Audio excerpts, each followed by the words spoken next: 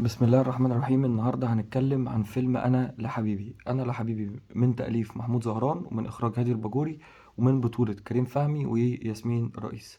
كان بقالي فترة عمال أقول هو إحنا ليه في مصر ما بنعملش أفلام رومانتك بس؟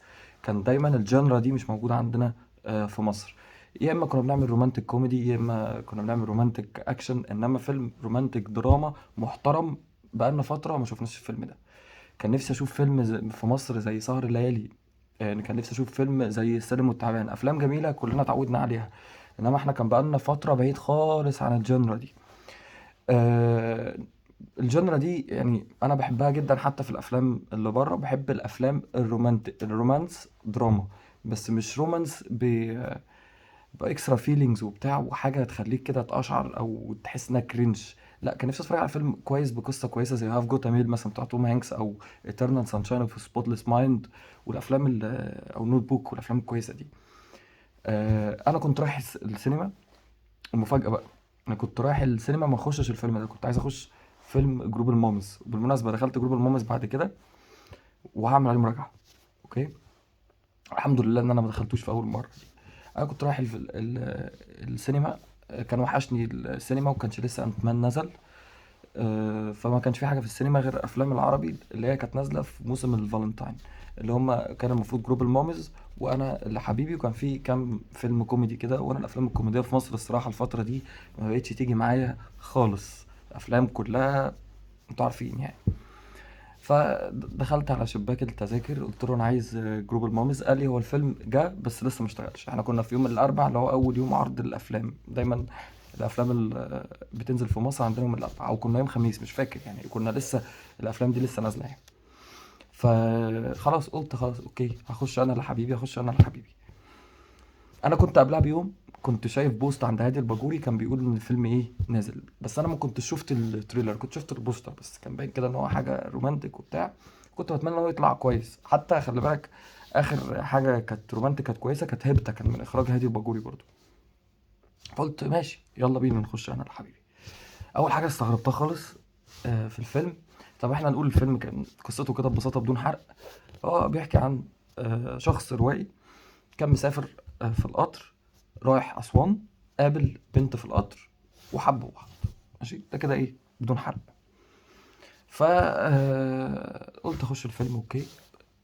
دخلت الفيلم. اول حاجه كده استغربتها خالص في الفيلم ان الفيلم انتاج السبكي. مش السبكي او احمد او محمد دايركت، هو احد الاشخاص من عائله السبكي، بس السبكي. فقلت استغربت ان السبكي يعمل فيلم زي ده. بس هو الصراحه هم بقالهم فتره يعني بعيد عن الافلام اللي هي اللي احنا عارفينها دي. هم اصلا بقالهم فتره بعيد اصلا عن الانتاج يعني، من ساعه ما المتحده دخلت وسينرجي وكده.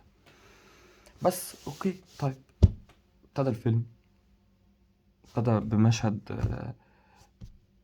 يعني احداثه تقع في الفصل الاخير في الفيلم.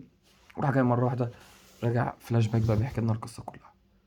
فيلم حلو جدا، فعلا فيلم رومانتك محترم. ما فيهوش الرومانسيه زياده في اكيد بعد المشاهد كان فيها رومانسيه زياده وبتاع. بس هو فيلم كويس، فيلم محترم. وحتى الرومانسية الزيادة دي هم اتريقوا عليها جوه الفيلم في سياق معين. لا، انا انبسطت جدا بالفيلم.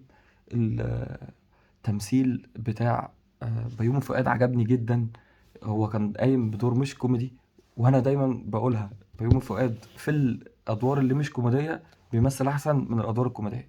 يعني بيومي فؤاد كان اول دور انا افتكره له انا شفته في التلفزيون كان اسمه مؤقت. طبعا كان قبلها في دكتور ربيع في الكبير، بس اول دور يعني علم معايا بيومي فؤاد كان في اسمه مؤقت. كان طالع في حلقه تقريبا او حلقتين بدور دراما، كان في اول المسلسل. فبيومي فؤاد انا شايفه ممثل تقيل، ممثل درامي تقيل، بس هو حشر نفسه في الادوار الكوميديه والموضوع بقى مستهلك زياده شويه في الادوار الكوميديه.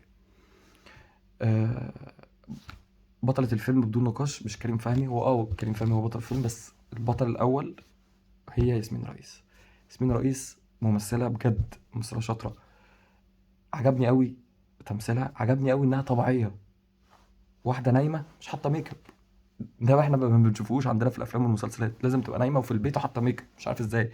لا، هي واحدة نايمة حاطة ميك اب، في حبوب في وشها، عادي جدا، مش شايلاها بالميك اب ولا شايلاها بالجرافيكس، لا، كل التفاصيل في وشها، طبيعة وشها، تمثيلها طبيعي جدا فعلا، وحسيتني بكل المشاعر اللي هي عايزة توصلها. كريم فهمي كان دوره كويس، سوسن بدر هايلة، هايلة، عظيمة يعني. هادي الباجوري كإخراج ممثل شاطر جدا، شرنوبي كتمثيل كان معقول، كلهم الصراحة كانوا زي الفل يعني. الحاجة الوحيدة بس اللي في الفيلم يعني ما عجبتنيش، أو هما حاجتين بس اللي ما عجبنيش كحاجة مين يعني، أو حاجة أساسية، لأن الفصل الأخير حسيته اتكروت شوية يعني. أنا كنت عايز الفصل الأخير ده بالذات يزيد مثلا ربع ساعة أو يزيد نص ساعة كمان. حسيته كروت جرى، ما اعرفش، الفيلم قصير عامة يعني، الفيلم ساعة ونص، حسيت انه كان ممكن يزيد ربع ساعة او تلت ساعة كمان، وربع ساعة او تلت ساعة دي كانت تبقى في الفصل الأخير. الحاجة التانية السلبية اللي أنا شفتها في الفيلم، الموسيقى ما حسيتهاش قوي يعني. أنا كنت مستني تدخل أقوى للموسيقى. عامة الفيلم مستخدم أغاني لفيروز في مشاهد كتير، وحاطط باك جراوند ميوزك هي الانسترومنتال بتاعت أغاني فيروز، بس أنا كنت مستني الموسيقى تبقى أقوى من كده شوية. حاجة تانية عجبتني نسيتها، الدي او بي. الدي او بي ماذا المتجول، على ما اعتقد ماذا المتجول انا اعرفه من ايام فرق توقيت، هو دي او بي شاطر اللي هو مدير التصوير. التصوير في الفيلم ده تحفة، تحفة. وفعلا بين لنا اماكن في مصر، في دهب اعتقد، اماكن جميلة جدا، اماكن جميلة جدا. وفعلا بجانب القصة انت في قصة تانية بتتحكى على الاماكن الطبيعية اللي موجودة في اسوان وموجودة في دهب، موجودة في مصر.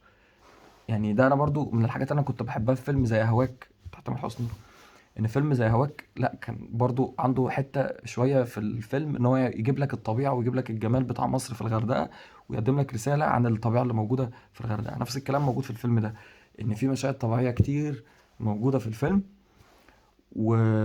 وكمان شكلها حلو، وبتخدم القصة وبتخدم الفيلم اللي احنا فيه. فهو تجربة جميلة جدا جدا، وكان بقالي كتير ما شفتهاش في مصر. بتمنى من الناس انها تتشجع، تبطل بقى تعمل افلام كوميدي، رومانتك كوميدي. يعني مثلا فيلم زي بحبك ده كان تامر بيقول ان هو فيلم رومانسي، انا مش شايف ان هو فيلم رومانسي، هو فيلم كوميدي. اه النص الاخير كان فيه رومانس، كان فيه رومانس ودراما، بس النص الاولاني كوميدي واغلبه برضه كان فيه كوميدي. فانا نفسي اتفرج على فيلم، الفيلم ده مش دمه تقيل مثلا، لا هو كان فيه برضه لقطات كوميديه، بس يعني لقطات جوه الفيلم، مش مقصود بالفيلم ان هو يضحكك. نفسي اتفرج على فيلم فعلا كده محترم بقالي فتره. الحمد لله انا شفت انا لا حبيبي، فعلا فيلم كويس جدا، بديله 7 أو 7.5 من 10، وممكن أديله أكتر كمان. تجربة أتمنى إنها تتكرر، وأتمنى الممثلين دول فعلا فعلا ياخدوا حقهم على الأدوار اللي هم عملوها، بالذات ياسمين رئيس، أنت ممثلة شاطرة. وبس كده، أنا ده الكلام اللي عندي للفيلم بدون حرق. هتكلم على جروب المومز في الفيديو اللي جاي. الحمد لله أنا ما دخلتش جروب المومز اليوم ده.